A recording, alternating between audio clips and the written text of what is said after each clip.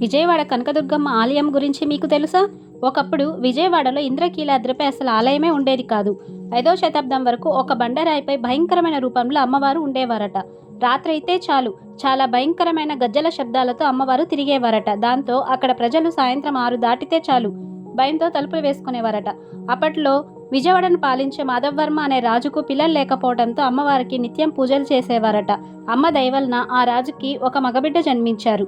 సంతోషంతో రాజు అమ్మవారికి ఇంద్రకీలాద్రిపై ఆలయం నిర్మించాడట. అయితే మాధవవర్మ కొడుకు గుర్రపు బండిపై అత్యంత వేగంగా వెళ్తూ ఆ గుర్రాన్ని అదుపు చేయలేక ఒక చిన్న కుర్రాన్ని ఢీకొట్టి చంపేస్తాడు. ఆ పిల్లవాడి నాయనమ్మ న్యాయం కోసం ఆ బిడ్డను మాధవవర్మ దగ్గరకు తీసుకెళ్తుంది. తప్పు చేసింది తన కొడుకే అయినప్పటికీ కూడా చేసిన తప్పుకు మరణశిక్ష విధిస్తాడు మాధవవర్మ. మాధవవర్మ న్యాయపాలనకు మెచ్చి ఆ దుర్గమ్మ పిల్లవాడిని, మాధవవర్మ కొడుకుని ఇద్దరిని రక్షించి వారిపై కనక వర్షం కురిపిస్తుందట. అప్పటి నుండి కనక దుర్గమ్మగా పిలువబడుతుంది.